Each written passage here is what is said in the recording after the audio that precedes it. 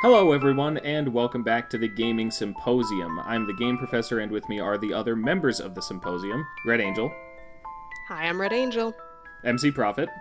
I'm EmceeProphit, and for a second I thought Red Angel kind of wanted me to respond for her. So used to you responding first. And Chris Franklin. Hello. So, we are finally all back together, all of us at once. So I'm back, I'm alive. So many things happened. A hurricane was one of them. Yeah. And it was actually the least of the problems. So that should give you an idea. fun times. I'm back. So, now that we are all back, it is time, of course, to discuss the next game. Quick overview for anyone who may not have listened to previous episodes. The Gaming Symposium is a group of us, four pretentious video game YouTube people. And each month, one of us chooses a video game that the rest of us are all going to play and discuss in the episode following that.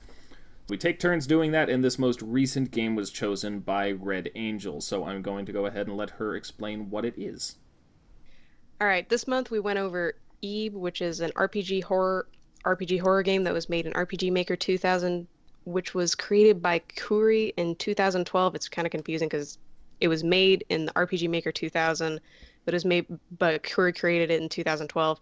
The entire game takes place in an art gallery where spooky things start to happen after the lights go out, and everyone in the gallery disappears, and all that's left is a young girl named Ebe, who has to find her way out and figure out her main objective after that. It's also part of the legendary trio. For those of you who might not know, this trio includes Mad Father and the Witch's House. Ebe is part of this trio, and it's part of what makes RPG Horror Maker games so good in a lot of people's opinion. Wow, I didn't actually... A friend recommended The Witch's House to me a while back. I didn't know that it was part of some sort of holy trinity of RPG Maker games. Yeah, I had no idea. I just knew about Mad Father. Yeah, a lot of people don't know how, because if you go on a lot of the fan pages, there's animations for each game, and some people that animated one of the games do the fan animations for one game will fan animate another game. It's really interesting. Cool beans. All right. Well, in any case, we all played this one, and of course, all have thoughts on it. So, Red's going to be leading the discussion with some questions that she's going to be asking all of us, and that's what we're going to do now. So let's do it. We also have been hearing all of you saying that you would like this podcast to exist in a way other than a YouTube video. We apparently are entirely incompetent when it comes to RSS feeds. Red and I have both been trying to figure the stupid things out, and for one reason or another, I tried. Yeah, neither of us have any clue how. It's just confusing, and we can't get that to work. So for now, I am going to have an audio version of this episode in the description, and for that matter, I'm going to try and go back and get audio episodes of previous episodes and put them in the descriptions of each of those videos. So that's what we're doing for now. When we figure out the whole RSS thing, we will let you know and put that up. And so check the description if you would rather download an audio version of this to listen to on the job or something. And Feel free to tell us how to do the RSS feed. Just yes, if you please. Want to help us, please help. Oh, yeah. SOS, please. Morse code, help us. All right, we should warn them. Spoilers ahead for anyone who hasn't played this. Right, yeah. Mm-hmm. The first question doesn't have spoilers, though, so if you want to listen a couple minutes in, there you go. All right, to get the most boring question out of the way first, what are your general thoughts about the game without the spoilers? I liked it. Yay. I thought it was spooky and sad. Those are both very good descriptors. And all the cute anime people, they suffer and they die, and it's sad. And overall, I really liked it. I would recommend it to your kids. It was pretty good. I think the only... And I mean, when I think about it, probably the only complaint that I have is probably just that I often had to consult a guide for some of the puzzles. Well, the puzzles are cryptic as hell. Yeah, I think that maybe if I had more time to just explore around or whatever and try and figure them out, then I might not have needed to do that so much. But a lot of it felt kind of obtuse to me, and I kind of got stuck a lot and had to use a guide to figure out what it was I was supposed to do. But that there's a whole genre. I've had to do that for basically every Zelda game I've played too, so it's not a super huge problem. Yeah. I mean the art, the sound design, the storytelling, just the atmosphere is really good. I liked it a lot. Yeah, for me, I think that just the characters and the emotional content of everything, just everything was just so intense and perfect. And while it definitely leaves a lot of questions in terms of, what actually happened, like what is the nature of this world, like did the creator of this world know what he was doing, what he was getting into, how much does anyone know about what's happening, how much of this is real, how much of this is fantasy? All that stuff is ambiguous, but the emotional core of the characters and the relationships between the three people is just so, mwah, it's beautiful. I love it. Yeah, I'm a sucker for that kind of stuff. So I really did like it. It was an emotional ride. It's good stuff, and I highly recommend it. We've got one. Of the RPG Horror Make Trio, or the RPG Maker Horror Trio, or what have you, which included The Witch's House, Mad Father, and Ebe, I like Ebe the most out of all of them. That's why I picked it. I feel like it has the right balance of what the three games bring to the table in terms of horror, emotional attachment, and the overall stakes of the story. It also gives you an ending depending on your action throughout the game, which is what I prefer in these sort of games. Mm-hmm. I really enjoyed it. I like that even though it was done in RPG Maker, it was structured way more like an adventure game. Mm-hmm. It's unlike Off, where the combat felt a little push button, wait for combat sequence to end. This doesn't really have any direct combat anyway, and I really appreciated that because it was really just straight up walking through the story, which also helped because I felt like it was paced really, really well. It felt like you can beat it in at least a single run. You can beat it in like 3.5 hours. I think I ended up taking 4 on my first pass through, and it was I like that. It was like sitting down to a movie, and I got a full experience with these characters in one like straight shot, which I think really helped sell the game overall. Whereas if I had to, I think, keep coming back and sitting down, I don't know if the game would have been able to hold up. But the fact that it's so tightly paced meant that I was way more invested. Yeah, I did Yay. also notice that really well paced. Yeah. Yeah, it really That's was. what I noticed. That's what I love about it, because it's so well paced, and I'm glad all of you saw it. I was, yes, good, awesome. Yeah, And and it definitely really cuts to the chase. In a lot of ways, it didn't really like, the only way this feels to me like an RPG at all really is that it's made in RPG Maker, and just kind of the format has that feel, and the anime art style helps a little too. But I mean, it's really just kind of more like a narrative / adventure / puzzle game than anything else. Like, a lot of the hallmarks I would expect from an RPG game aren't here, and I think that just works really well for what it's doing, and I liked it. It's missed from a top-down perspective. And with a lot of horror. creepier. Yeah. A lot creepier. Which is saying something. Yeah. This can be pretty creepy. But... That's true. That's true. All right, next question, if everyone is okay with moving on. Mm-hmm. Did you ever once feel unnerved or unsettled by the game? If so, what parts and why? How do you think the game executed its horror? It creeped me out. I've established on previous episodes of this that I'm a wimp when it comes to horror, but it had a lot of the exact kind of horror that I like. It wasn't throwing things at me. The jump scares were very few and far between, but just weird... Are we doing spoilers now? Is that a thing spoilers. we're doing? Okay, spoilers! Yeah, go. Spoilers! Like the moment where, after we're all in the room and the two girls are talking about how cute the bunnies are, and Gary's like, what? How do you think these are cute? Well, and then when we switch to Gary's perspective and see that they're all those creepy-ass dolls... I loved that. I loved that so like much. Stuff like that is what is the kind of horror that I just love, and that really gets to me. And there's just all sorts of things like that. The paintings killing the one that told the truth, and like just all sorts of things like that I really, really liked. So yeah, it worked for me really well. Mm-hmm.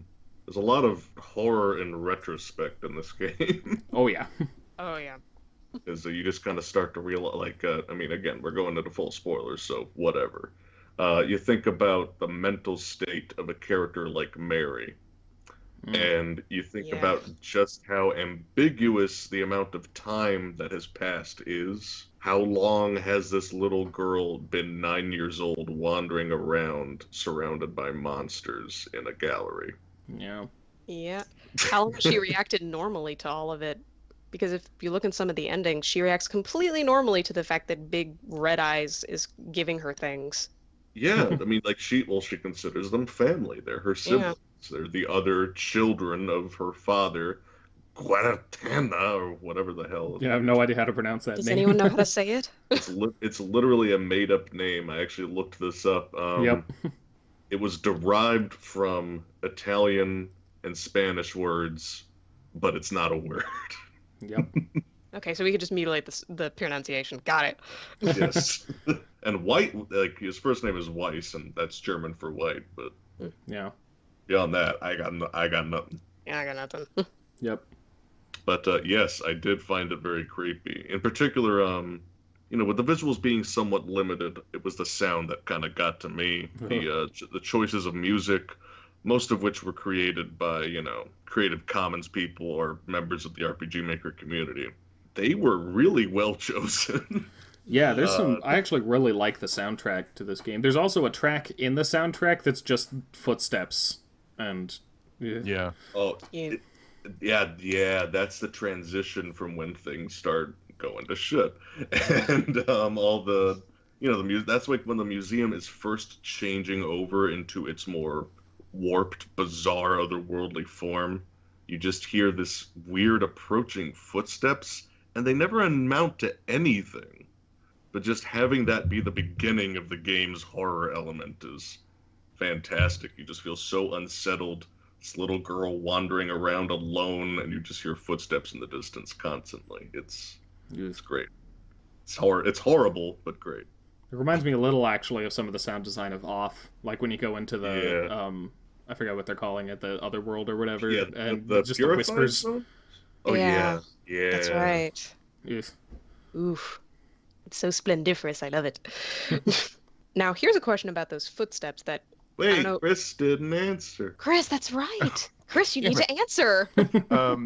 So I really enjoyed the spookiness of it, but it wasn't to me like scary. I didn't get like freaked out, had to stop playing, or I didn't get really wigged out. What it felt was like applied horror, if that makes any sense. If that phrase even resembles anything that would make sense. Yeah. Kind of like how what's his name, the Crimson Peak and Pan's Labyrinth guy does. Oh yeah, Guillermo del Toro? Guillermo del Toro, yeah. Like where he can apply horror and use it in movies, but it's not a like neither Crimson Peak nor Pan's Labyrinth are exclusively like horror films, but he can use monsters and scary imagery. Pan's Labyrinth in particular, I think, makes sense because it's also about little girl running into a kind of alternate reality. So yeah, that it was creepy, but it was creepy in a way that I think wasn't scary, but was selling a tone, and that tone really, really worked and was basically just made everything feel really off kilter, and I liked it. It's an unnerving kind of horror.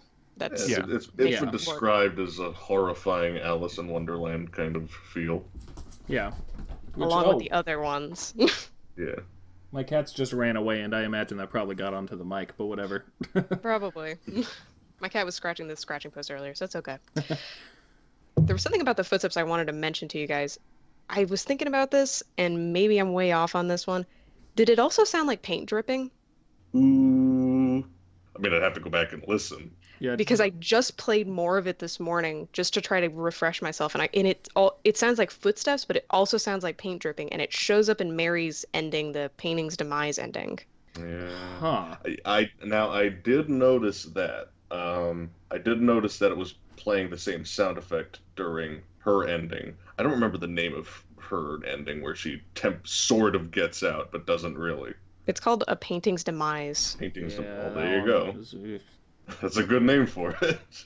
But yeah, I did notice that. It was just like, oh, that's a tragic bookend, because like that really drives home the fact that Ib is either dead or is gonna die. And it also creates this really sad juxtaposition. And I know that we're gonna talk about this later, so I won't go into it too much. But there's such a great juxtaposition, because even Mary, you care about her. Like, she's not this awful person. She's a kid who wants to get the hell out of this horrible place and see what the rest of the world has to offer.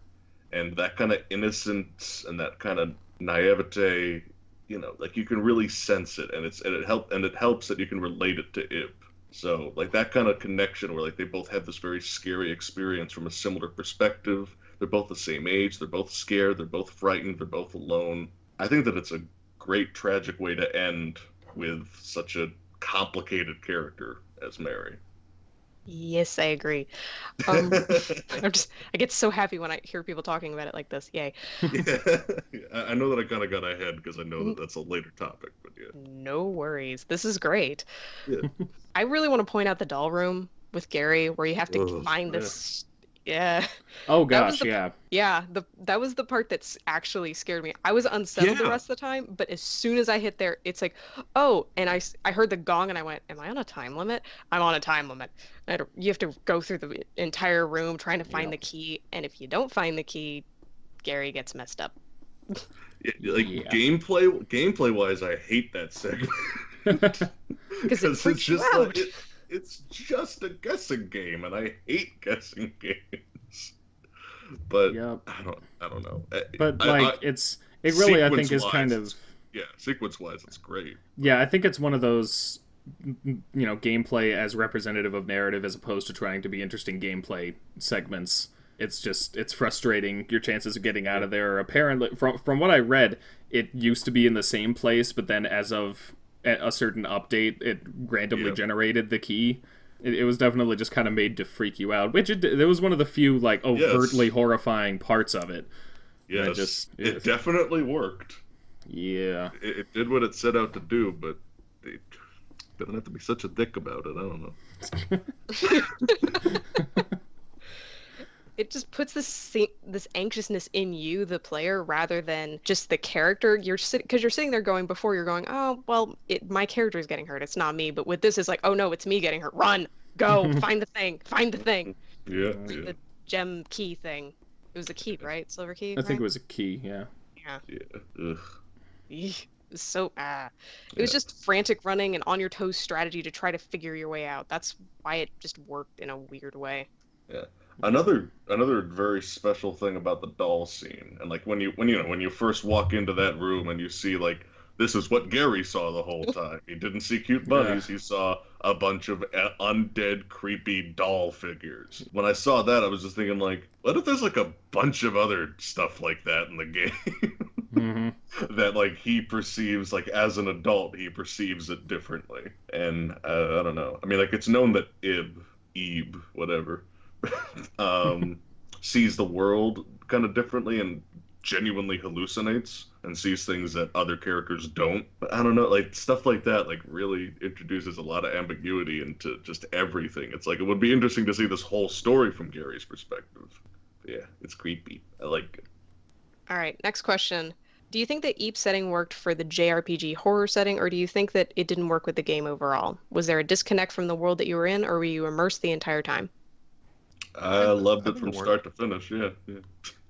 Like it's the sort of formal museum setting isn't that far from a lot of other JRPG settings in terms of like, I mean, Castlevania takes place in a big epic Victorian castle, and moving those grand hallways to like a museum's grand hallways with epic statues and fancy paintings on the wall, it's not that much of a stretch. So I think it fits in the sort of Japanese horror genre in some sense real easily. Yeah, I think if it had, like I mentioned before, that didn't really feel like a JRPG to me, and I think that if it had tried to fill, checkmark some more of those genre conventions, it might have. Like if it put me into a turn-based battle system or something, I don't think it would have fit as well.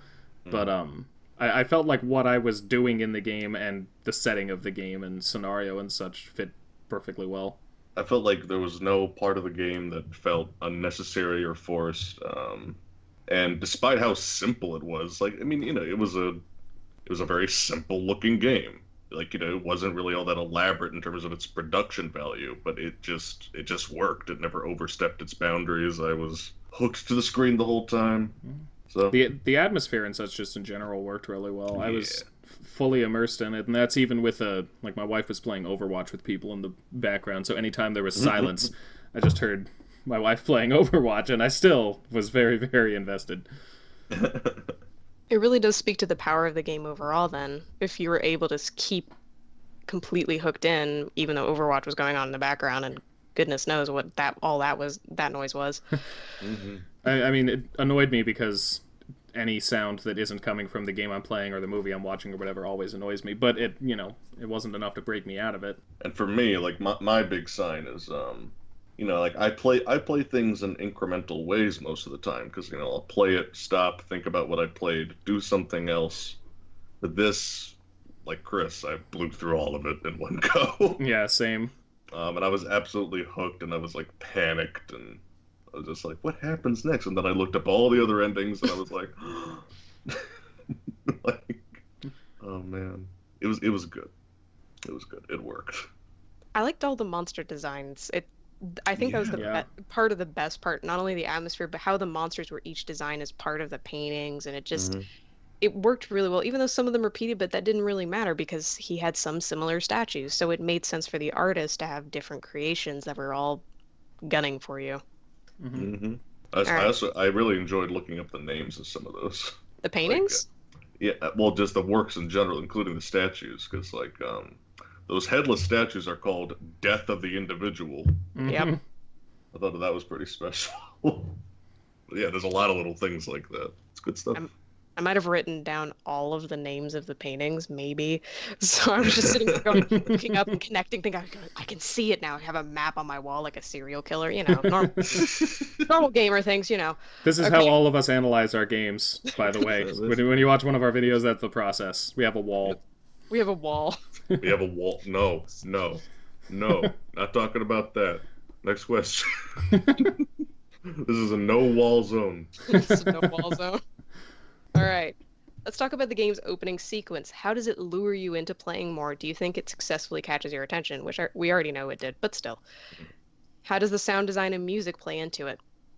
I feel like we really answered this. Yeah, we did. I knew I should have cut this one out. I mean, I guess not specifically about the opening, but generally, like we did talk a bit about that. But I think the only thing we hadn't really mentioned about the opening specifically is just some of the weird things, like once the lights go out and a couple of the paintings will like move or something. It's like fairly typical horror stuff, but it still was spoopy. Yeah, we pretty much talked about all this prior to this, though. Yeah, I honestly didn't think we would.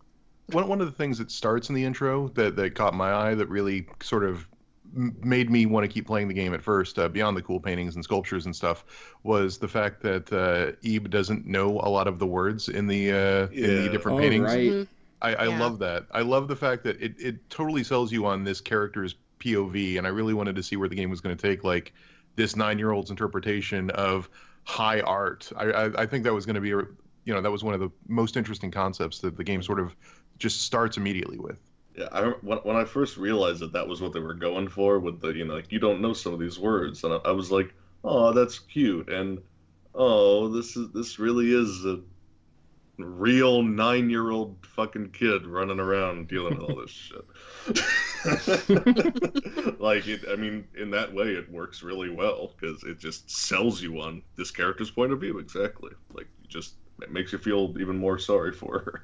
And it ends up with a bit of an unreliable narrator, too, because she doesn't know what all the words mean. It makes you wonder if what she's seeing is all there. That's what I kept thinking when I was playing it throughout the entire game. Especially after the bunny doll incident. Yeah. Yeah.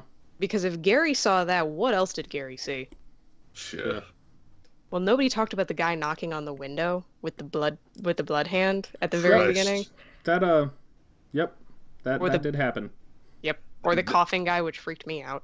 Mm-hmm. Yeah. The only jump scare that actually was successful for me, coughing guy, was like, oh no, oh wait, no, that's not. Never mind.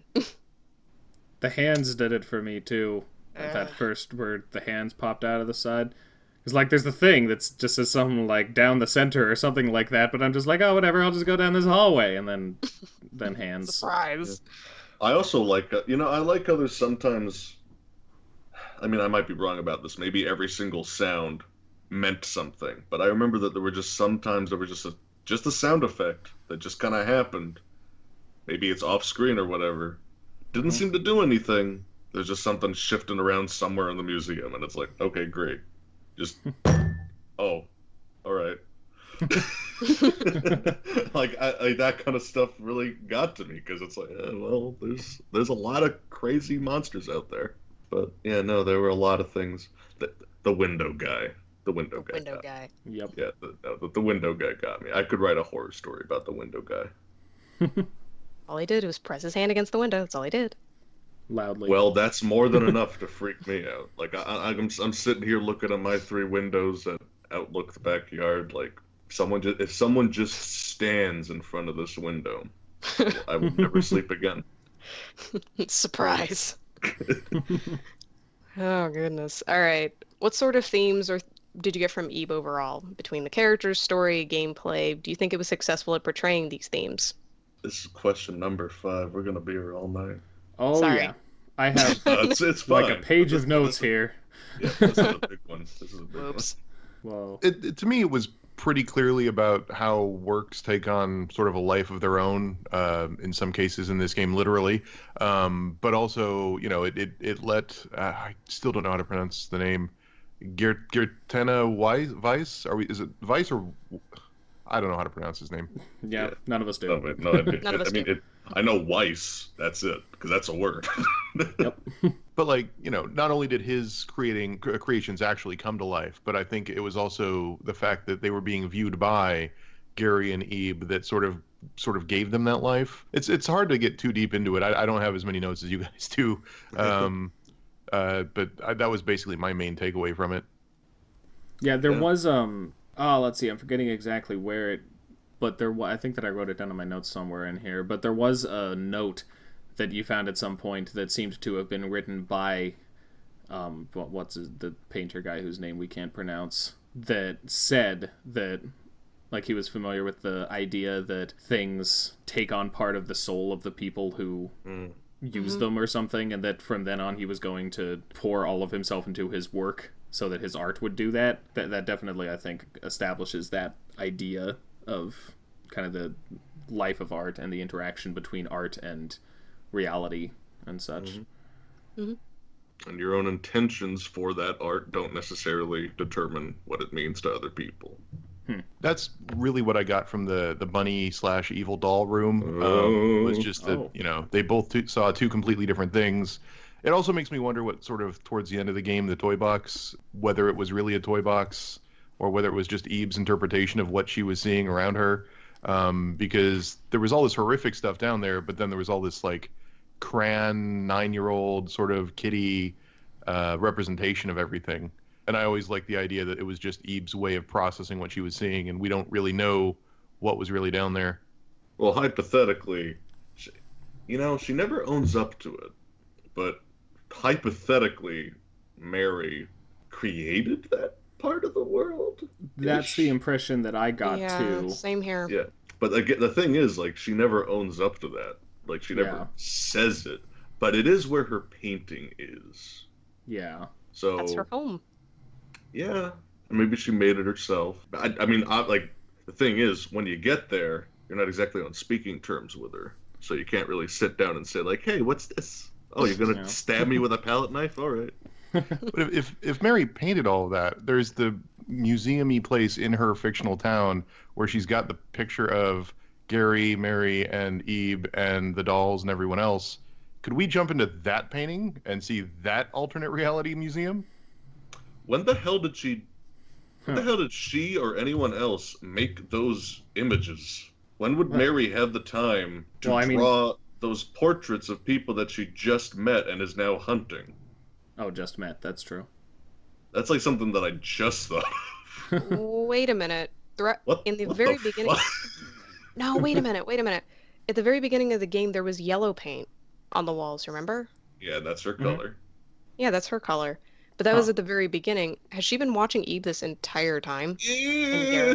And she like wanted to be Part her of friend. their world? Yeah, part of their world.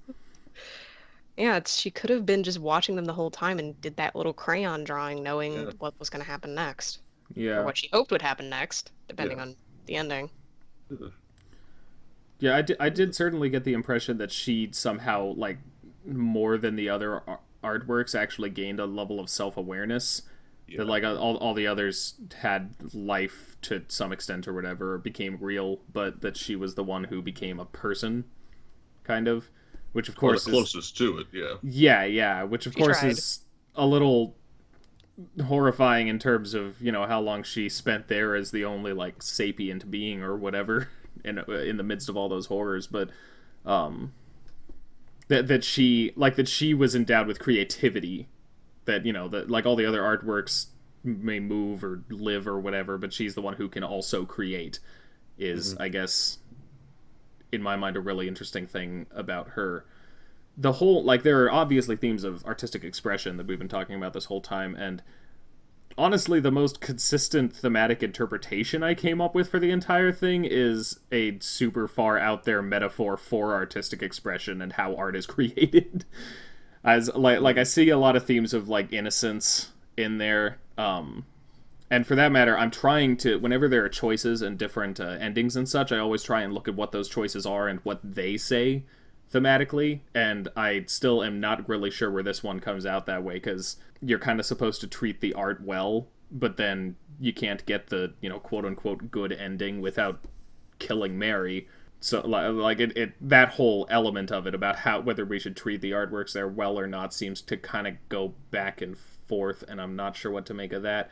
But it kind of, it interested me that we were entering a world of an artist, and within this world there were a lot of artworks, you know, some of which were beautiful, some of which were benevolent, some of which were malevolent, and the whole idea of it in the end is kind of what of all of the things that exist in this world is going to come out of it, which I guess in my mind kind of harkened to the creative process itself, like a whole bunch of different ideas swirling around inside it, and ultimately some of them are going to come out, some of them are not. They could be the, you know, good ideas that weren't going to hurt people or anything, or they could be the bad ones. Like I said, that's super out there, but like that's the only one where I didn't find any conflicts thematically that I couldn't quite make sense of, but there were a lot of interesting things to think about here. Oh yeah. Well, I definitely think that the interpretation of the art is a big part of it, but I think that there's one other half to it. It's kind of the reason why I fell in love with it so much, because it deals with one of my favorite themes, and anyone who watches any of my crap kind of knows this at this point. I love stories about prejudice, about interpretation, about misinformation, about bigotry, discrimination, etc., because it's such a pervasive element of, you know, human culture. It's always going to be with us, whether we like it or not, and it's something that people, you know, need to study and need to think about. So I think that the other half to the interpretation of art theme is the interpretation of new people, because there's a definite theme and a definite irony to the characters and their designs and their presentation.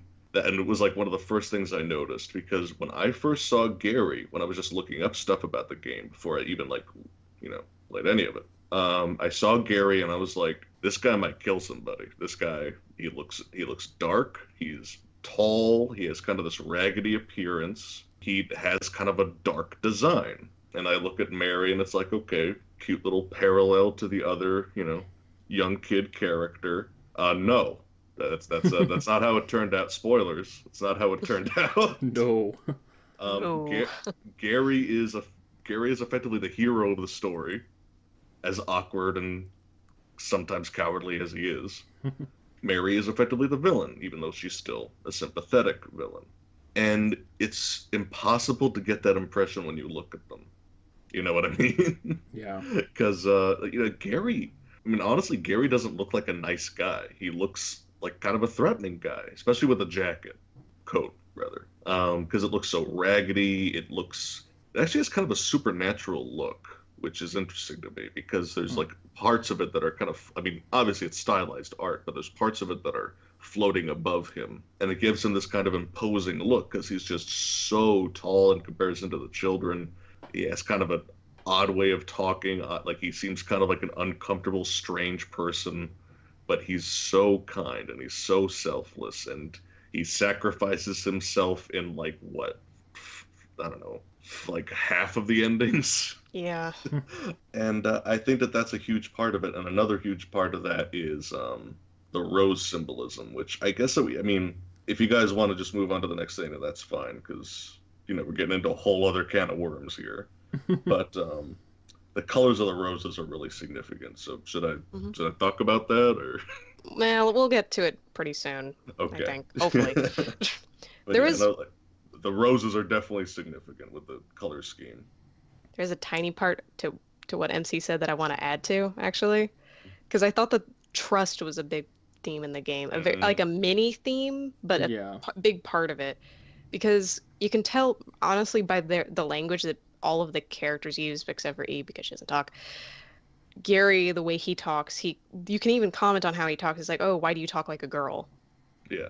Because he's very kind and warm, and he's very soft. He's not like, he doesn't, like MC said, he looks intimidating, but he doesn't talk like he's Mr. Big, gruff, scary looking guy, quote unquote, even though he looks like half my friends from high school. Anyways, but Mary looks all demure like that, but if you notice her speech patterns, especially when you look at some of the paintings, she actually ends up far more intimidating than she should, because she'll say like just like random little things that you don't expect a kid to say. She goes, oh look, everybody's under the water now, bye, and you're just going, oh, all right. She'll say like just small tiny things that you don't want to hear a kid say, and she speaks kind of dejectedly, like almost like she's like just saying the first thing that comes to mind no matter what.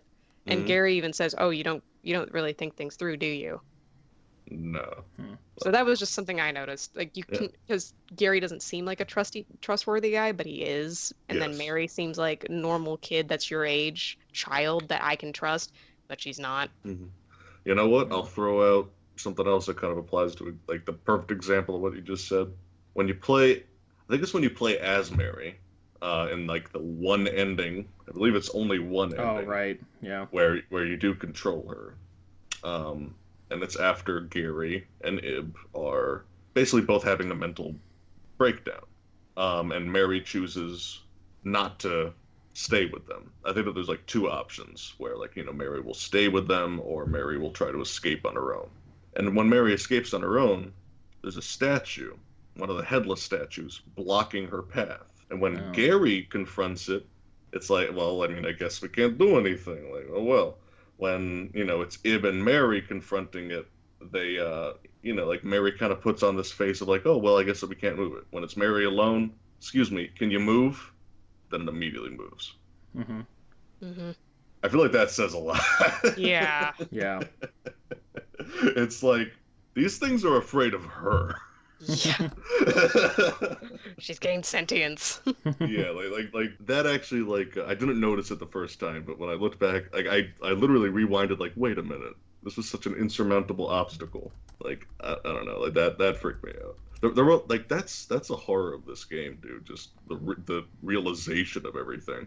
It's not about the jump scares for me, it's just like, that's horrible. The more you think about it. Yeah.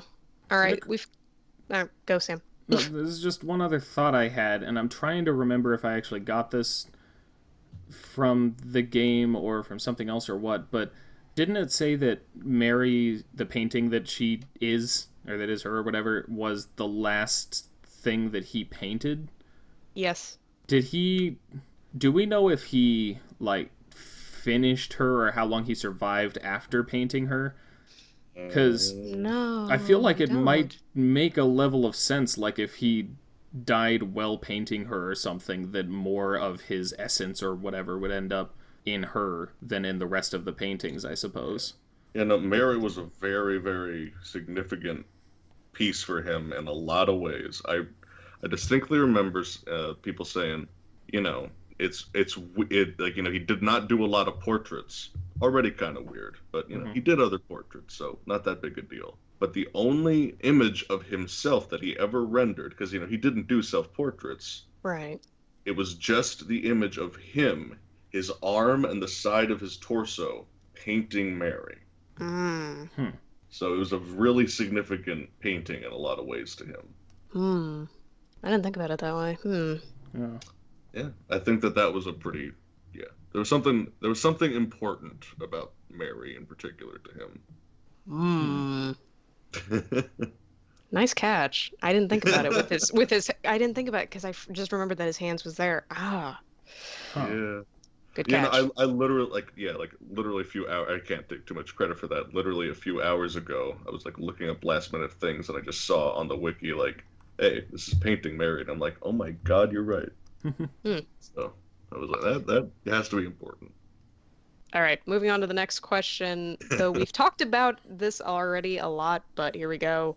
Throughout the game, we see all sorts of paintings, most of which we can get the names of. Did any of these paintings have any relevance to the plot or Mary the themes? did. Yeah, Mary did. Mary. Next question. Surprise. Frankly, I'd forgotten a lot of the names by now because I'm bad with names in general. One thing that I definitely do remember is, of course, the Hanged Man motif surrounding Gary. Because that's definitely a tarot he's card just reference. so likely to die. Yeah, I mean, basically, yeah. I'm sure there are others, but does he die in 9 out of 10 endings? No. No, maybe 5. 8 out of 10, I think. Or well, Yeah. it doesn't necessarily. I mean, he goes crazy instead of dying in some of them, but being crazy or dying. Yeah, there are only 2 endings where he gets out. Dies. When he goes crazy, he gradually dies. So yeah, there are only the 2 endings where he gets out. The one where you 2 get out and he doesn't remember you, and then the one where you get out and he does. So yeah, 8 out of 10 times he dies. So the Hangman thing might just be that, but the Hangman, the tarot card, the Hanged Man, often represents willing self-sacrifice. Mm-hmm. Which is pretty damn relevant to this dude. So yeah, it's interesting to me. I don't know if this is significant, but it was an interesting note at least that you also came across dolls that were hung by a leg in the same way that the painting of the Hanged Man was. And considering, Gary's the one who saw the creepy dolls later and stuff, I don't know, that might just be foreshadowing or something. Mm-hmm. Yeah. There's a lot of foreshadowing. Oh, yeah. The paintings did, too. They foreshadowed a lot of things, like some of the emotions that the characters felt. Like, there was paintings like worry, enlightenment. Mm-hmm. And then, do you guys remember that cat puzzle that was at the very, very beginning? Oh, yeah, the one where the door opened and it sounded like a million cats were screaming and dying. Yeah, that was great. The crappy stock sound effect meow that I am using in my game. The same exact sound. There was a painting in the gallery. It's called Your Dark Figure, and it was a picture of a black cat looking at you. Ooh. And there was kind of different paintings that ended up foreshadowing some of the stuff you ended up running into later on. And some of the feelings, like the lady in red was in the gallery at the time. The first lady that chases you in her, what jumps off the thing. And then there's the Selfless Guard, which is a painting of somebody guarding somebody selflessly. And then Wariness, and then Sky from a Hill, Twinkling Stars. And then remember that painting of that kid playing the piano? And Eve didn't know what it was. It was right above the anglerfish painting. Oh, right. I'm forgetting. Yeah, it had a creepy name, but then you couldn't see the last word or something. It was called A Well-Meaning Hell. Yeah, okay. A well-meaning hell. You know what? That very well may describe the whole damn museum, really. Mm-hmm. Basically. Because I don't think that our friend Weiss had any idea what he was doing. He just kind of, I'm going to pour my soul into this art, and then I'm going to die, and whatever happens, I don't know. Well, it's entirely possible, but it's also possible that there is some extent to which he is still part of it. Because remember that ending, A Painting's Demise, where Mary is just wandering the museum alone. A lot of stuff is happening that she is not doing, and there is a voice talking to her, and at the end she says, "Father?" That's which would probably be a reference to him. She said "father" as though she was talking to him, which means that it is possible to interpret that as he is still, he's the one keeping her trapped there, basically. Possible. I don't know if that's necessarily the interpretation I'd go with, but it's certainly a possible one. My interpretation is kind of that the museum really does have a will of its own, and without fundamentally rewriting reality, Mary existing in the real world just breaks the rules. Yeah. So she can't. Because she literally has to rewrite reality, and the only ending that is effectively happy for her, where she does get out and has quote unquote always been Ib's sister. I definitely look forward to talking about that one more in a bit. Yeah. Chris, you okay?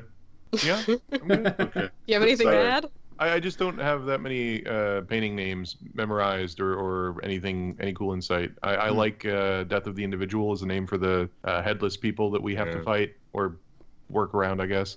And I like the, I can't remember the exact name, but a descent into the deep or whatever as sort of a breaking the threshold moment when you actually step into that painting and go through the water and end up in the dark museum. I like that. Yeah. But neither of those are particularly deep reads. They're just sort of neat Yeah, no, there's a lot of little clever things. Yeah. Oh, and one of the paintings has prologue, chapter 1, chapter 2, chapter 3, and then epilogue. Just like the different saves. Oh, weird. Yeah, they're in a little sequence too. It's pretty cool. Huh. All right, next question. What did you think of the characters Gary, Mary, and Ebe? What are your thoughts about them? How they played throughout the story? Just general thoughts before we get into the deep waters of their analysis. I like Gary. I think that Gary is like one of my new favorite characters in general. He's it feels like I know him a lot better than I should.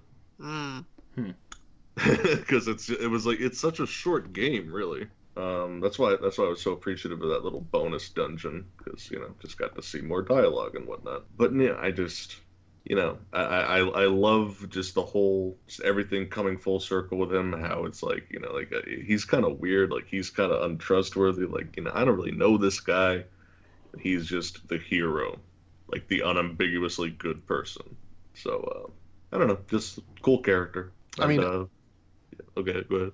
Oh no, I was just gonna say I like how much time we get, considering the length of the game. I like how many little small character moments we get in general between Gary and Ebe, and to some extent Mary. Like I like the one where you start reading an erotic book and Gary slams it shut. Yeah, that was awesome. That was so cute. That was.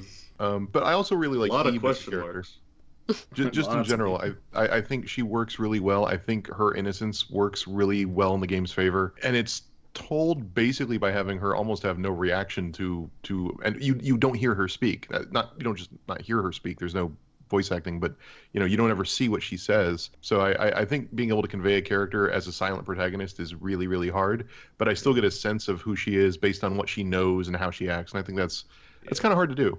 Mm-hmm. Yeah, I absolutely agree, especially when it comes down to those few moments where she does react. When she does break down, when she can't get Gary to snap out of his madness. Like, that was really, like, this is the first time this kid's emoting, basically. Like, so you know that it's messed up. Yeah, no, I agree. I like all three of them. I really do. I wish that there was a happy ending for all of them. Yeah, that's There's an always interesting fan element fiction. of it. Yeah. Well, the next question is, what do you think about Eve's lack of reaction to all the horrors she sees around her? The only time she actually reacts or really responds is the couple of endings we see her responding in, and when she sees the portrait of her parents and all those monsters swarm her. What do you think? Why do you think that she reacts so mildly to things? This is an interesting one for me, because normally when you have like themes of innocence and trauma in a story, it's the people who have experienced trauma and lost their innocence who are most equipped to deal with further trauma. This kind of reverses that. Like the adult, Gary is the one who has the most trouble actually dealing with all of this, whereas Ebe, it's almost like she just doesn't... She's so innocent that she's not properly understanding it all, so she's fine. Yeah. Which I found really interesting, because it's just, reversed a little from what we would normally expect to be happening.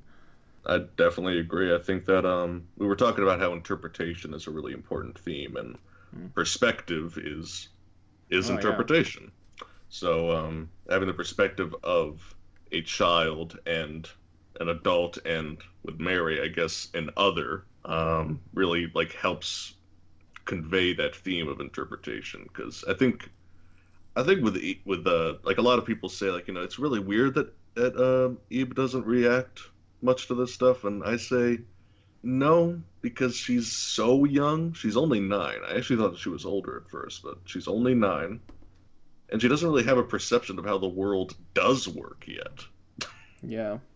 So like this, like a lot of this stuff would be less scary. Like she would process the threat to her life and her safety a little bit less immediately than an adult would. But, she does eventually process it at certain points, and I think that, like, she gets a wake-up call every now and then. Like, if Gary is suffering or she is being directly attacked, then she snaps back into it. So I actually think that it's kind of a realistic portrayal of how a kid might handle these things, because I know that you said, like, oh, well, she's, like, a kid would be less equipped to handle trauma. And in a way, I definitely agree. But a lot of trauma victims, when they suffer as a kid, they don't think of it as trauma at the time. Hmm. Because they're too young to really process what exactly happened, and as they get older, it haunts them more and more. Exactly. Yeah. So she's fine now, but she might not be fine later. yeah, she's not going to be fine by the time she's 14 or whatever. I think some of it is rooted in just genre conventions where RPG characters are silent. Your Cloud Strifes or whatever that just say nothing. Cloud actually had a lot of dialogue. Oh, not Cloud. Who am I thinking of? Chrono, maybe? Chrono. No, Yes. Chrono. Yeah, Chrono. And there are a lot I of them told too. you I'm bad at JRPGs. But like, it also kind of feels like a nod to Alice in Wonderland, to keep in keeping with that theme. Like, you know, Yeah. Alice in Wonderland is concerned when she's in Wonderland, but she's in a world that otherwise kind of makes its own internal kind of sense, even though it makes no sense. And I feel like the Dark Museum in Eve works the same way. It's not that things are random; it's that they just don't work. They work in a counterintuitive sort of logic, and she as a kid is just, I think, a little bit more accepting of that. And it also helps sell this idea that this may or may not be real, just again like Alice in Wonderland. Is this all play in her head while she ran away from her parents, or is this literally actually happening? Her calmness helps sell that ambiguity, I think, because if it was literal freaking out because monsters are trying to eat her, there's not a lot of room for ambiguity if in playing pretend haunted museum at a real museum, you're literally screaming your head off and running into a corner. Your parents wouldn't let you do that. It adds a lot of different interpretations to why she acts the way she does. And you could easily say the whole player surrogate thing or the silent protagonist thing, but the Alice in Wonderland thing makes sense in the context of the story, and that she's processing differently makes sense in the context of the story. It just, all these different interpretations is part of what makes the game more cohesive and interesting.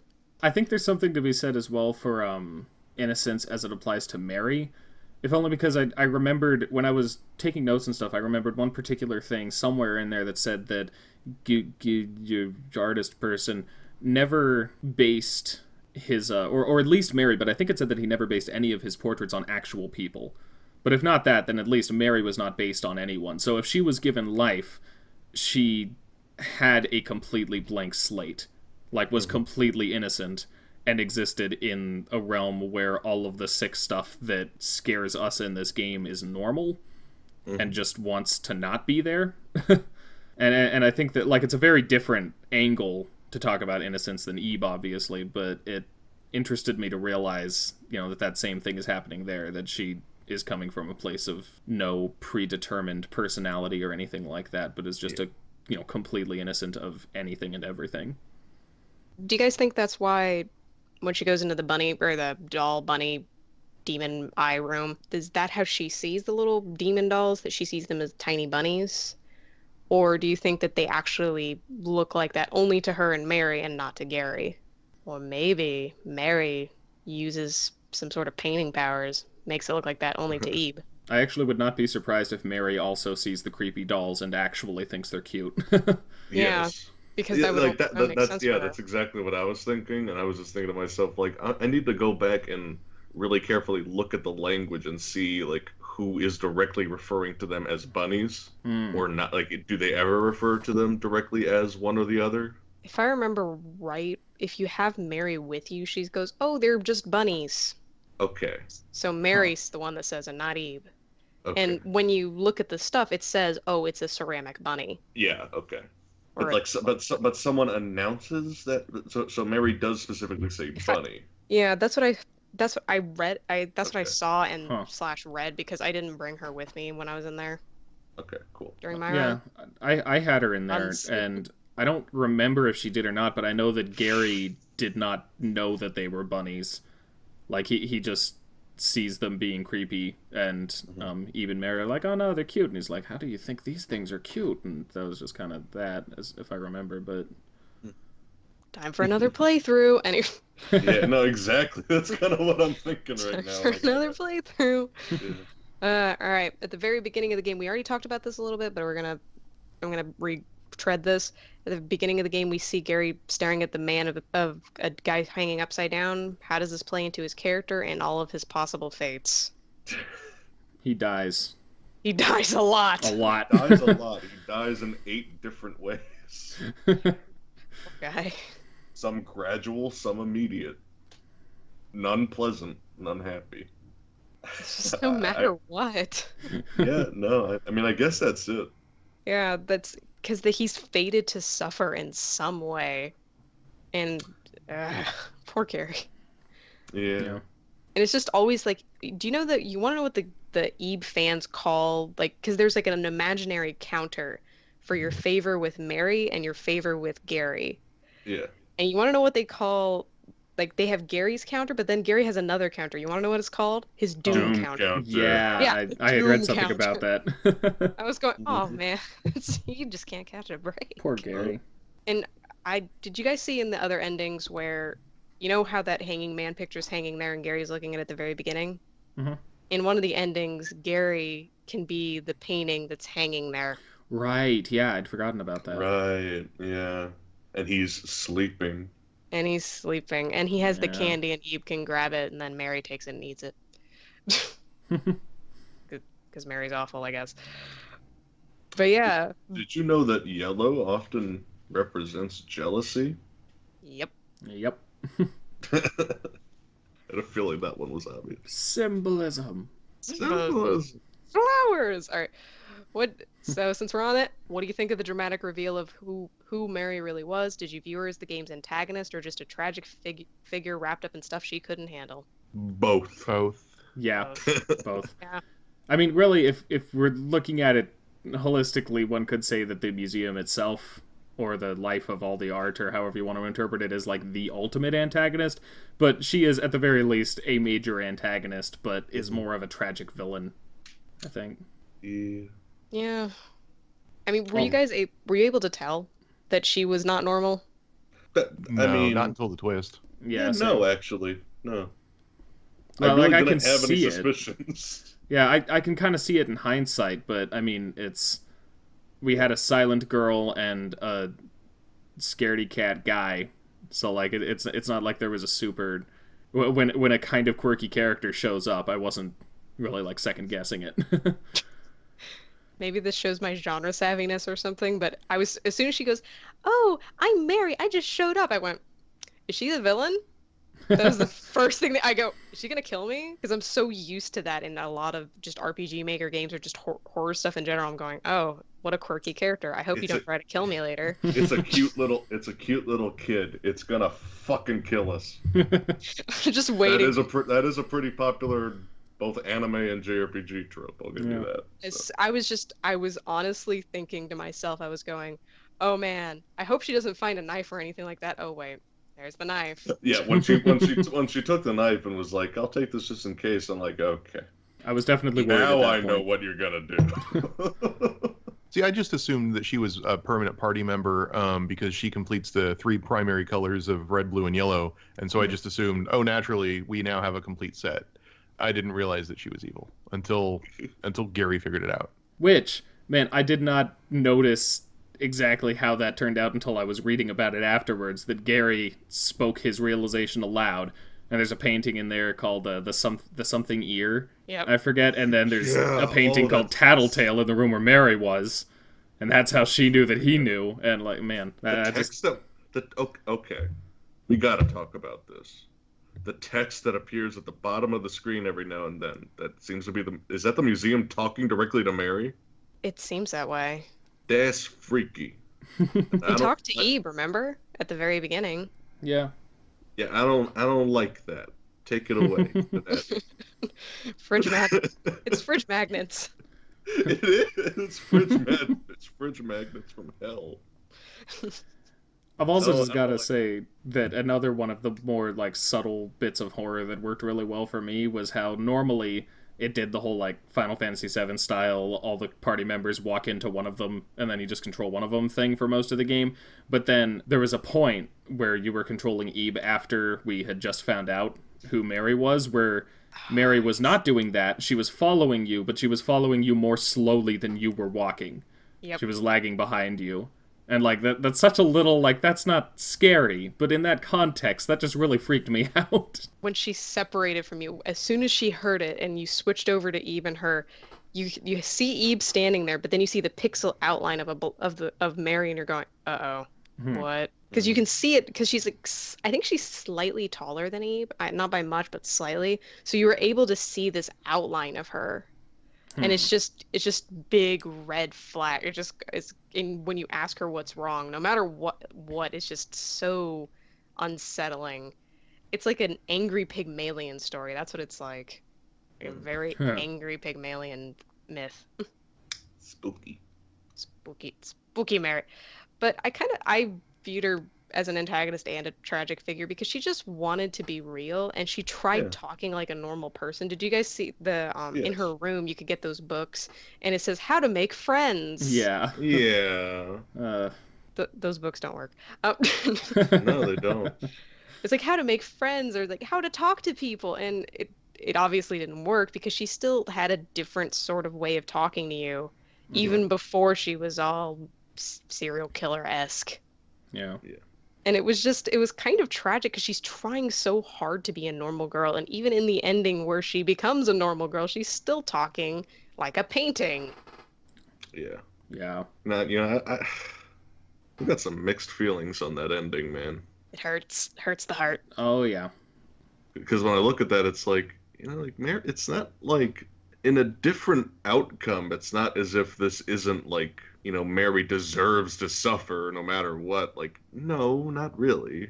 It's not the ideal outcome, but there is no ideal outcome for her. No. I actually really like that ending, and I have a lot to say about it when we get to talking about it.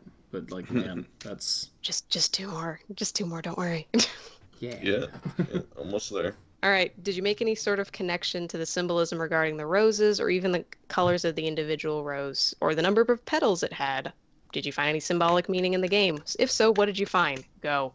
Oh boy. Here we go. Okay, I got my little web page open with all the color symbolism. I'm gonna leave this to the people who can see color correctly. So you guys have fun. Well, I mean, you can still look up what blue, yellow, and red mean, but... Well, yeah, that's true. And I do have a thought about the number of petals, but, I'll just let you take care of the color. You're good. Go ahead. Yeah. Okay. I think that we're going to have the same opinion on the number. But, anyway, let's see. Okay, so Ib is red, Mary is yellow, and Gary is bluish, lavenderish. There's no such thing as a real blue rose, but they can become lavender. Lavender roses, and yes, there is symbolism for all of these things. Lavender is the closest that a rose can get to blue, which is symbolic of mystery, ambiguity, but also wisdom and kindness and calm. And I think that suits Gary really, really well because when you first meet him, like we said before, he looks like a shady character. He just does. And there are definitely a lot of things about him that are kind of mysterious. Like he is a character, like he's definitely like Mary is the character that really invites the most interpretation. That's like, you just want to know more about her. Like what the hell is going on in her head? We don't know a lot about Gary. We don't know why he's there alone. We don't know who he is, what his interests are. We don't know exactly how old he is, like all that other stuff.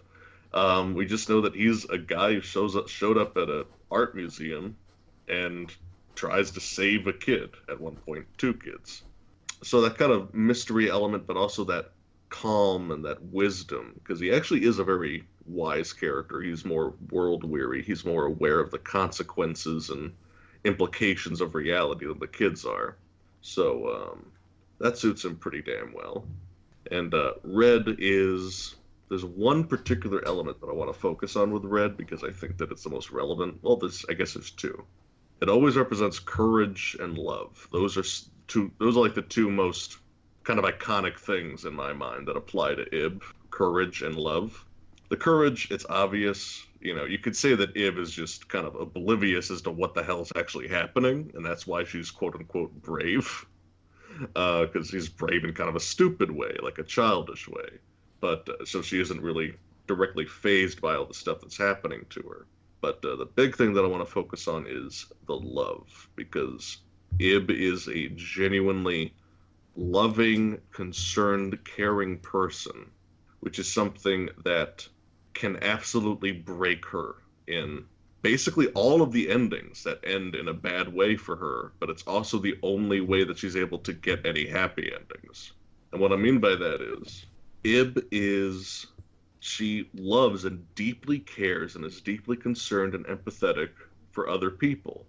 And I think that this is true of even Mary in any ending, because she is never happy or even notably relieved when Mary dies. The only time when she ever truly breaks down and gives up is when Gary loses his sanity and has given up. So that's what I guess you could call empathy cramps. She only caves in when someone else does. She only gives up when someone else does. She only feels sad when someone else is suffering or is dying. And she doesn't even process it as dying. She processes it as, sleeping. Sleeping. Yeah. Yeah. Because, again, she's 9. But the thing is, that same love and that same empathy is what, guides her to stick together with Gary till the bitter end and, effectively earn the happy ending by working together with him. Because she would never get the happy ending if she was on her own. It's both her greatest strength and her greatest weakness. And I think that's pretty significant because there's just a big theme of love being this double-edged sword in this story. Because, again, she also cares about Mary. And I think that most players do to some extent because you do feel sorry for her. But at the same time, when she comes to this psychopathic, violent conclusion, this is what I have to do, what are you supposed to do? You're supposed to let her do it? So... And also, like I mentioned before, Mary's color, yellow, is associated with jealousy, want, and also, this is kind of a weird thing. So, bear with me. This is a quick little side note. Yellow roses are associated with infidelity, which is not something that I knew. Huh. Until I betrayal. did this research. Yeah. Oh, I did know that at one point, but had forgotten. Yeah, the origin of that is in a legend with the Prophet Muhammad. And long story short, as a test, effectively, in order to find out, has my wife been faithful while I was at war? Well, here, I'll give you a red rose, and if it turns yellow in the water, then that means that you have deceived me, and it turned yellow. So there you go. After that, yellow was kind of associated with the sense of infidelity or betraying someone that trusts you. Indeed. And that applies to Mary on so many levels, not just with Gary and Ib, but also with the museum itself, I think. Because she doesn't want to be tied to her father's legacy. Or, obviously I know that infidelity is usually with a sexual implication or a romantic implication. But I think that the theme of not being faithful, quote unquote, to your family, your father, the origin of what you are. I think that kind of comes through. And again, that's really tragic. Yeah. I just feel I don't hate Mary. I can't hate Mary. Yeah. Yeah, so that's all I have to say about all the colors. Sorry, I thought about this a lot today. Very good. Glad you did. There was one thing I wanted to add about the blue roses, or Gary's rose, because you know how it's blue? Well, because they don't occur in nature, but they can be created in a lab. Yeah. That's how they were first created. And in literature, they're used a fair amount. I don't remember all the examples of it, but they're used to represent immortality and long life. Oh. Which considering the possible fates of poor Gary, yeah, they represent immortality, long life, longevity, and prosperity. And irony, maybe? Or... Apparently, poor Gary. It's just... Jeez. Oh, poor guy. Yeah. It could be right on the nose with some of the endings, but then it's also the complete opposite with the rest. Yeah. Whoops. Oh, and then the number of petals. Yeah. I feel is fairly simple, at least in terms of how HP systems work. Gary's an adult, so he can take more, basically. Yeah. I don't know if there's some sort of deeper meaning to it, but that No. worked. I think that it basically boils down to Gary's bigger and tougher. I mean, physically at least, and mentally in a lot of ways, I guess. I wonder if some of that has to do with because the only time Gary's health really matters is walking around in that poison room, and I wonder if his health is bigger just as a mechanical necessity because of the way that the RPG Maker ticks away at your health every time you take a step in the tiles. Yeah, that was all. That was also like when I look. I kind of had the same thought when I was going through that. I was just like, "There's like no. I don't think that there's any meaning in that. This is just like this is a puzzle that's a lot better with 10 HP rather than 5." Yeah. So that was a thought that I had, but I don't know. I mean, I don't think that it's like a super important detail either way. No. It's just like it makes sense anyway. He's an adult. It's a cool symbol, and he's an adult. Yeah. All right. Ending time. Oh They're boy. Here we go. Oh man. Here we go. There are 10 endings in Eve, all of which that play out differently. Do you have a favorite ending? Was there an ending that you felt stuck out and should be the canon ending of Eve?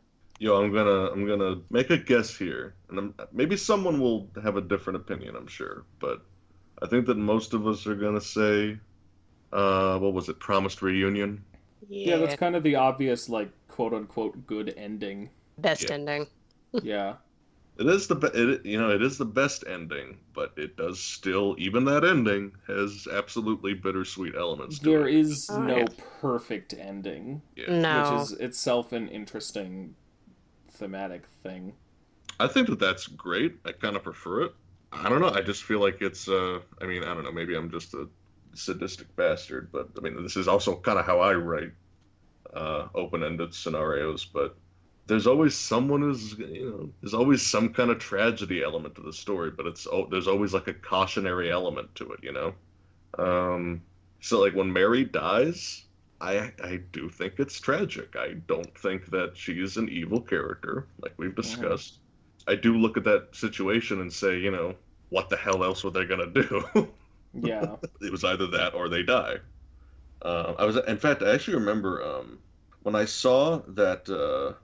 I know that, like, in that situation where Mary kills Eve, I was actually really surprised that that's what she did when she, like, finally caught up with her. Because, like, during that quick little sequence where Ib has to run to the painting and really quickly burn it, I was actually thinking that, like, Mary was just going to stop her, but no, just straight up stab. Like, that actually... Yep. I know that this might seem weird, but that actually shocked me. Because even in that scenario, I was still kind of holding out, like, like Mary wants to be friends with Ib, like, Yeah. and like that got to me when I actually saw that game over. Like somehow that really got to me.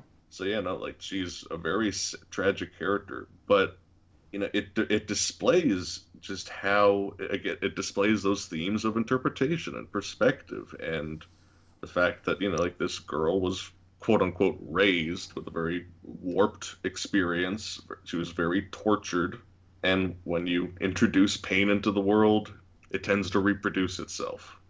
So I think that there is absolutely a power to that message, but goddamn is it sad. Mm-hmm. Yeah. I don't know if I have an ending I would advocate for being canonical all over, but I know, like, I like the ending I got, and I'm just going to assume, like, I like that ending because it's my ending, and I have a sense of ownership over it. Just because going into the game, I didn't read up on how to get the ending, so I just sort of happened into one of the not awful endings, and so, yay, I'm gonna go with that one as my headcanon official ending. Which one? Memories Crannies. It's the one where you get everybody out, but Gary no longer remembers you. Yeah, that was also the one that I got first. Yeah, that's just like kind of bittersweet. It's like, yeah, okay. Yeah. I got that when I played this game a while back in 2013. Yeah, like when I look at that one, it's like, I think I'll live with that. Yeah. It's sad, absolutely. But at least they're not dead. Yeah. Like you kind of look at that and it's like, if you look at like all 10 endings, there's only one ending where you get anything good out of it. And that's when they remember each other. And thus they at least made good friends with each other.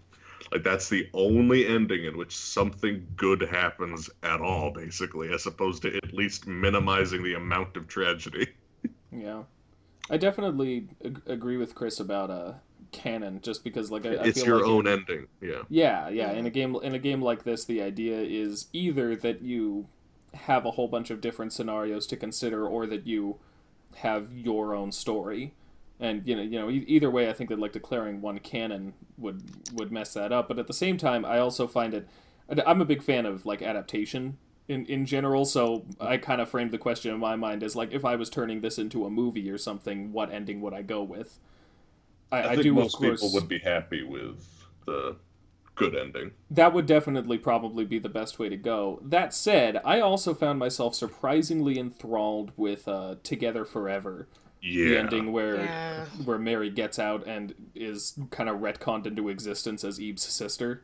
Yeah, I really have mixed feelings about that, dude. Because I mean, like, ultimately it's less satisfying for me simply because the one where she and Gary get out, they get out by overcoming the bad stuff, whereas the one where Mary gets out, it is much more conflicting and creepy, because it's not, it is because good failed, basically, in that scenario. Like, she gets what she wanted, but not in a way... Like, she's a tragic character precisely because the only way that she could get out, or maybe just the only way that she knew to get out, required her, like, forcing her way into other people's lives. There's a tragedy inherent in that, and for that matter, I think that they... Because that is the ending, too, that has Ebe remember that she has this candy, and Mary's just like, oh, candy! And then eats it. And so, like, there's still this... It's not like she's out and the way that she got out kind of sucks, but at least now she has a good life. Like, she still has that. She still forces her desires on other people and isn't considerate of them. Yeah, so it's very much a bittersweet, creepy ending. Like, I could see that... Okay, now, maybe this is the way to say it. If Eve were turned into a Hollywood movie, then I would want it to end with the... just whatever, big budget movie or whatever. Then I would want it to end with the good ending where they remember each other. If it were an indie film, an indie horror movie, I might want it to end with Together Forever. Ooh, that's that's a good way of putting it, honestly. Yeah, like I that kind of like ambiguous kind of turned out well, but there's a little more to it, and you're still kind of creeped out at the end, kind of thing. Yeah, it's that kind of what's that movie where this is super obscure. What's that movie where two young kids want to get married, so they completely ruin their lives and alienate their families, go out and like just kind of get hitched at the end, and then the last scene of the movie is just this agonizing moment of them just kind of sitting in the back of the bus that they got away in after their wedding, and they just slowly like start looking more and more distraught and more concerned, like, what the hell did we just do? And then roll credits. It's that kind of... I know the Wayne's World. Is it The Graduate? Is that what it is? It's the Wayne. Yes. I know Wayne's World. Yeah, it's The Graduate. You know, it's That's my level of cultural knowledge. Yeah. It's a full-on The Graduate kind of ending. Because, like, I think that you're right. I didn't think about it that way, but Sam, you're absolutely right. When she eats the candy, it's like not only is she effectively erasing the last little bit of Gary that exists, she's also demonstrating that she still has that very disrespectful, selfish quality that led her to be so damn bloodthirsty in the first place. And I kind of look at that like, this could end really, really badly. Like, she didn't learn any kind of lesson. She got what she wanted, be it with a horrible method. So, what's she gonna do in the real world? Yeah, exactly. Yeah. Like, that's... I didn't think about it like that, but now that you say that, I'm just kind of like, yeah, no, there's only one good ending to this game. Yeah, which is sad to say, because I would love to have a potential ending where Mary gets out and has a good life, because I like her, and I feel really, really sorry for her, but... Yes, absolutely. There's just not really a way for everyone involved to actually be happy and for things to turn out well, except where Mary needs to die, and that sucks. Yeah. Yeah. Not like the game sucks, like just that makes me sad. Yeah, it's sad. But I think it's effective. I think it works. Yeah. Because it's just like... it definitely does. You know, you create this... If you create a tragic scenario for someone else, they're going to create a tragic scenario for someone else. And then they're going to create a tragic scenario for someone else. I think that in that sense, you know, that message was pretty well delivered. Yeah. Yeah. What about the ending, Welcome to the World of... Okay, let me see if I can say it. Oh gosh. No. Oh, we're trying now? But I'm attempting. I don't know. That one, But- That hurts. I don't know. Do we have to talk about that one? Well, because I was thinking about this. Think about it this way. This is Mary's way of getting what she wants. Not she doesn't escape, no, but she has friends now, and Yeah. Gary's slowly going insane, and Eve just blue screened. Ib straight up looks dead. Yeah, she looks like they both do. They both yeah, both frankly, look I wasn't dead. sure seeing that ending whether they were still alive or not. Yeah, no, And you know, if they are, they won't be for long. I think that they both might be dead. I mean, they're gonna starve out. Let's be real. Are they going to start? Here's a question: are they going to decay, or are they going to become paintings? Oh, interesting. Well, I think that that's an unprecedented scenario. I think. And Is there any remember, evidence? Is there any evidence that someone else, bit the dust? I no, mean, not all Mary says is she goes, "Oh, she's like, then there's forever," and then the screen goes to black. Mhm. So they're gonna be in there forever, but nothing in there seems to decay, even though it's really old. So maybe they become paintings, just Yeah, like but- Mary. Yeah, but they can die. Yeah, they can. true. But then if they But- did, would they also become paint? Like, there's no evidence to suggest that necessarily, but it kind of fits. But then Gary became a painting when he died when Mary took his rose. Oh, right, that's true. Oh, you're Yeah. right. Never mind, precedent set. All right, cool. Okay, yeah, no, never mind. They become Mary- paintings, I guess. So now Mary can take both their roses and just leave. Be like, all right, you're paintings now. We're friends now. Shit. Besties. Ugh. We're besties now. Besties forever. I just thought that ending was really interesting, and that's the kind of spooky horror ending that That was The- horrible. Yeah. That was absolutely the worst ending. I mean, it's really just kind of That's it's an like Oculus Together ending, that's what Forever, that is. except it's a worse version of it. Just like So Mary much. kind of sort of got what she want, but everyone else suffers even more for it, and even then she didn't actually get what she wanted. Like, Yeah. ew. And then there was E-Ball Alone, the fourth variation of it. Where Which one was Eve, I forget. it was in like the newest update of Eve, and Yeah. she goes into a stage and she goes onto a bed and just falls asleep. Oh, yeah. Maybe dies, maybe not. She just goes to sleep. She just gives up. She Control-Alt-Deletes. She's done. She's done with the world. I thought that ending was very interesting because it's like the other endings where she just kind of gives up and the screen goes to black. That's a little different because she just gives up in the spot. This one, she actively goes out of her way to go and then go to sleep somewhere and just not wake up.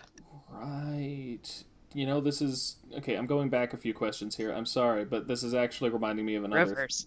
thematic thing that I had thought of too. Is that there does seem to be a recurring theme of how one deals with trauma, which seems to connect back into what we were talking about Eve being able to deal with this stuff better than Gary, who is an adult and theoretically has been through more.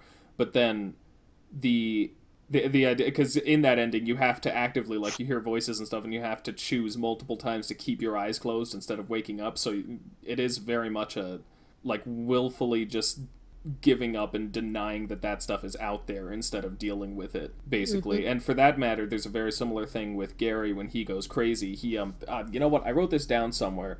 You can hit him. Well, yeah, you can. Yeah. Depending, though, that's if you have a good enough relationship with him, and if you That's don't, right. then he just goes crazy. But one of the things he says when he's just talking to one of the dolls or something, I guess he says, "Troubled, I know the feeling. You just feel helpless sometimes. You know you can't run away, but nothing goes well either. Wonder why? Yeah, that works too. Sometimes it's nice not to think, just forgetting the bad things." And then he says, "Oh yes, I'm with you there," as though the doll was agreeing with him. Like, yeah, it's better to just not think about it and just forget it all and pretend it doesn't exist. Just stay where you are. I don't know if that's necessarily one of the major things that the game is trying to get across, but it very definitely does. It's like for Eve, it's almost like she's denying a lot of the trauma, and with Gary, he kind of represses it, and then the dolls make it come out, and when he's talking to the dolls, it's like he's talking about his trauma or whatever he's experienced. Mm-hmm. Well, Gary kind of follows the if you can't help yourself, help someone else mentality. Yeah. And, when he kind of gets separated from Ib, like Ib and Gary are effectively each other's anchors in this scenario. And once you separate them, that's kind of when they're both in trouble. Because with Gary, it's established that he's a pretty cowardly guy, though. I mean, I don't know if that's really a fair conclusion to draw given what he's dealing with. But he's established to be kind of have a cowardly reaction to what's happening. But once Ib shows up, he not only puts on a strong face, but kind of prioritizes her safety and effectively, kind of becomes the adult in the scenario, and tries to take care of her. And once he loses that attachment, it's kind of easy to start giving up again because, he starts thinking about himself and how hopeless he feels as opposed to, I gotta stay strong for this kid because she's a kid. She needs help. Yeah. Yeah. So I think that's definitely part of it. And with Ib, it's a little bit more simple because she doesn't fully comprehend what's going on until Gary loses hope, and it starts to sink in just how dire the situation is for her. So they need each other, and yeah, I mean you can't survive. There's no good ending where Gary dies. Like Ib needs help. Ib can't get a happy ending alone. So She can't do it on her own. and Gary sure as hell can't. So they need each other. And Gary always sacrifices for Eve when Mary grabs Eve's rose and goes, "Oh, you know what I like better than red? Blue." And then Gary, without question, just gives her the rose. Mm-hmm. And then she gives back Eve's. And then Mary runs off with the rose, and then Gary just falls down dead. Because Mary plays Loves Me Not with the frickin' rose. Yep. That's maybe one of the more like Mary does plenty of disturbing things or whatever, but I feel like her going crazy and doing something violent, like she's crazy. I expect that. Her at the very end when you burn her painting, being violent there, I get that. You're trying to kill her. Her just straight up taking the rose and plucking the life out of Gary, if you will, disturbs me a little more. Like the thought of a little girl doing something that violent out of impulse or necessity is a bit different to me than straight up just taking a rose and knowingly picking all the petals off until Gary dies. Like, yeah. I don't know. I don't think that she knew what she was doing necessarily. In that scenario? I don't know. It seemed to me like she understood how well, I guess I kind of assumed that she understood how the flowers work. They all had one, even if hers was fake. There was that piece of paper that said that all the girls around here like to play Loves Me Not with the flowers. Yeah, which is also what was happening with the painting that had Gary's rose at the beginning. Yeah. The painting was doing an awful job. I also think, yes.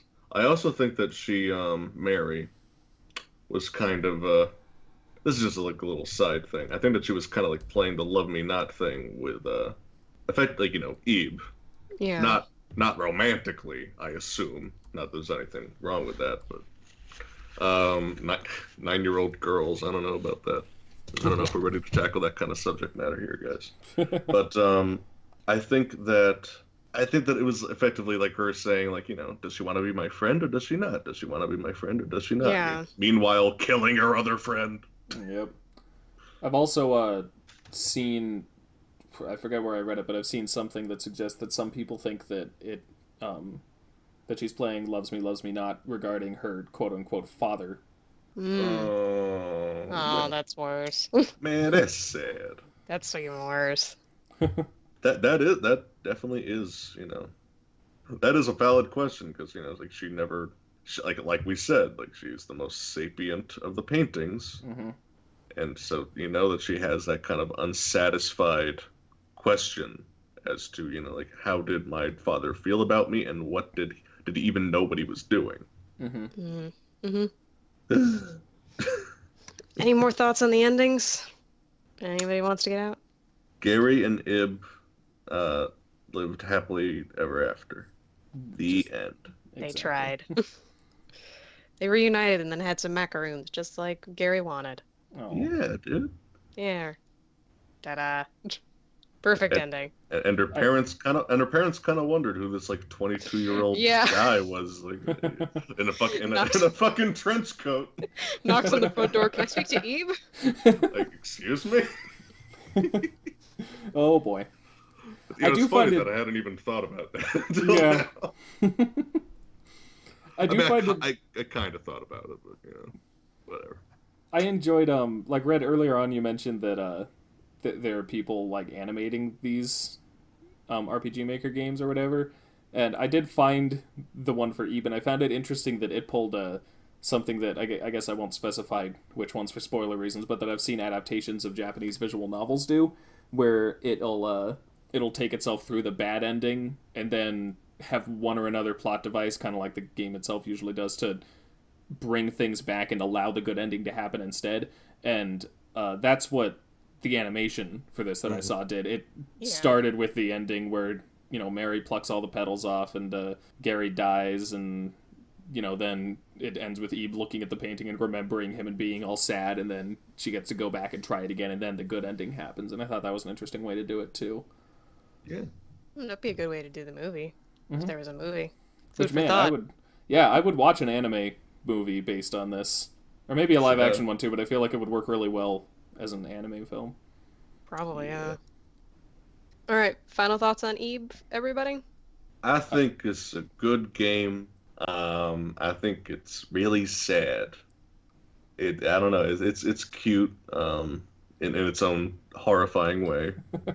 Because it's just very emotional, and like even if you can't interpret what the hell is going on symbolically, it just stands alone as like a damn good puzzle game with a lot of emotion and characters that are really easy to get attached to.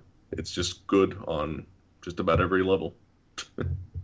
Yeah, I find myself hoping that listeners are playing along with us or something, because this is really good. It's a kind of game that I think is better to play unspoiled, and which, I mean, you know, I hate spoilers, so that's most games, I guess, but still. Yes. It's a really good one. It might actually, I've liked all the games we've played in this so far, but this one might actually be my favorite. I really liked it. It's not a long list yet, but yeah, well, you know. I do like this more than Off. Mm.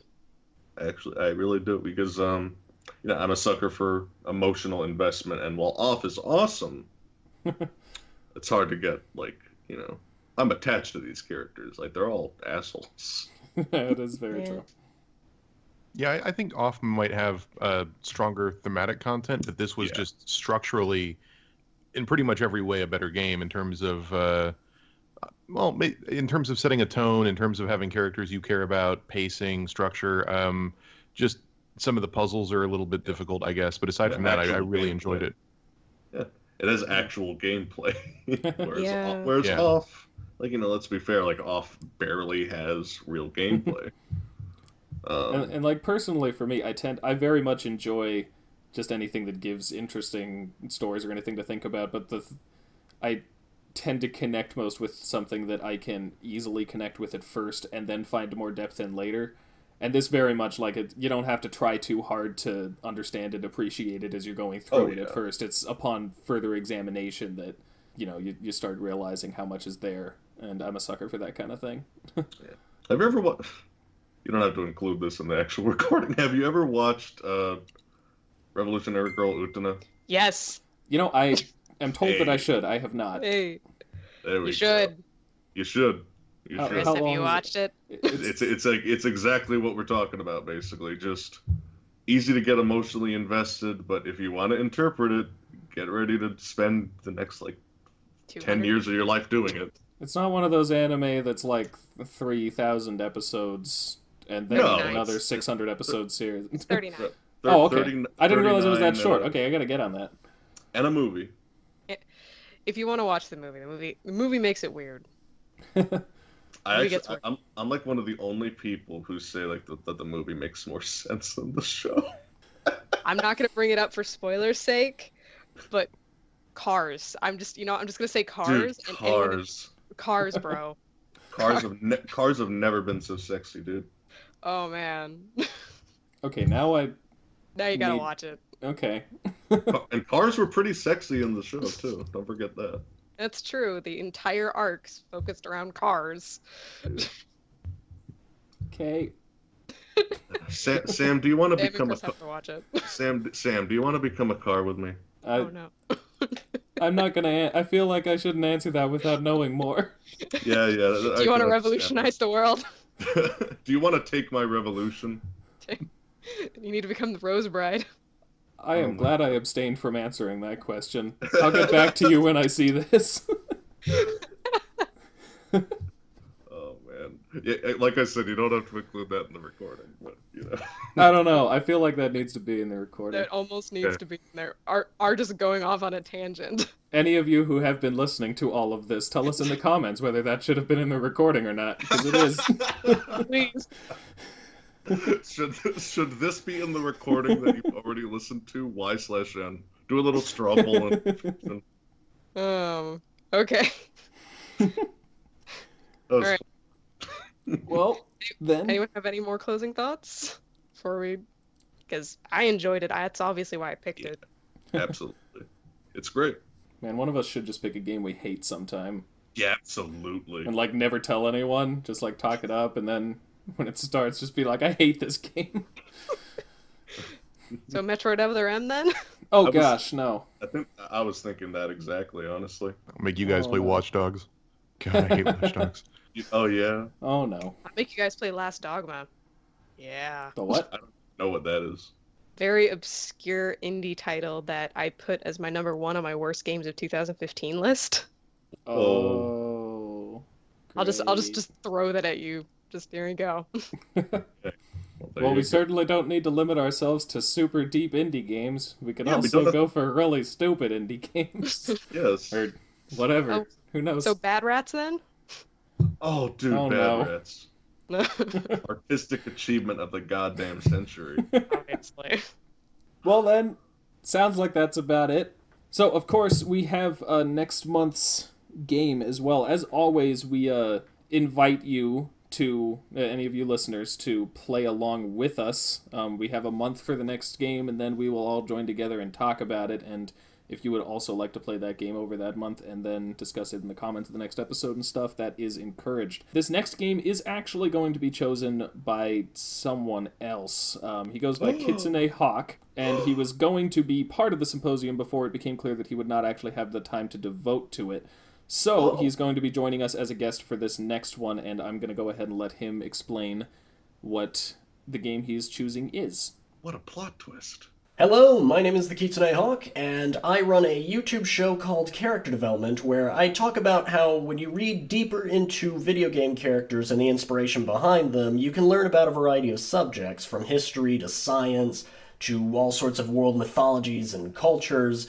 It's definitely a show that you'd have to watch to kind of understand it a little bit better. And the game I have chosen for next month is Why Am I Dead at Sea by Peltist Software. It is a game where you are a member of a cruise ship who has been mysteriously murdered, so now, as a ghost, you have to investigate the crew of the ship by possessing them to interact with them, and essentially learn more about each person so you can figure out who your killer is. Wow, Kit, that sure is a nifty game. I can't wait to play it and talk about it on the show. That game that you just said. Was that good? In case it wasn't obvious enough that we inserted that after recording, thanks. Anyway, that's the game we'll be doing next, everyone, so play it with us. And then Just put in Microsoft Sam, like saying the name of the game. The name of the game is... He didn't say what game it is, obviously. he did actually. Oh. I liked it. Then we could have avoided We talked about this also. before recording. You forget? Crap. Where is... Oh, right, I just completely freaking forgot. Why Am I Dead at Sea? Yep. That So- sure is a nifty game that I remembered the title of. Let's Why... see. That's a really memorable title, too. Yeah. It's very relatable. Why am I dead at sea? I ask myself that. As I floated into the abyss. That would be the first question. Also, how am I thinking? Which afterlife theory was correct? Find out next time on the Gaming Symposium. Which is the true religion? Oh, God. Okay, you know what? No, I'm just going to leave this entire exchange in. Why not? So, yeah, join us then. That is what's going to happen. So, as always, the information for where all of us are from and what our individual projects are is in the description. So please, if you enjoyed anything that any of us had to say, check that out and go watch our other stuff, because we like it when people do that. Any closing words? Sick ending, dude. Nailed it. Nailed it. Nailed. I am the super most eloquent. But yeah, no, I like Ib. I like all of you watching. I like you. I think you're okay. I mean, you in the back, you're all right. You could probably do better. But, you know, it is what it is. You're the Mary in this situation. Try to be the, don't be a Mary, be a Gary. Can we get t-shirts with that? I really want to now, actually. The t-shirts have like a knife and a doll on it. Is that how we're gonna go? Don't be a Mary, be a Gary. Absolutely no one is going to understand that. No, But that's what no, makes they it won't. great. Yeah. All right. Well, I certainly missed MC's closing words last time. So, As eloquent as I end one of my own videos. Such sage advice. Such Indeed. sage advice. Yeah, I literally ended my last video with, I don't know, subscribe, get the fuck out of my house. That was literally the last thing I said. well, we will see you all in the last Friday of next month. So until then, bye. Good night, everybody. Bye. Pretentious. Stay pretentious.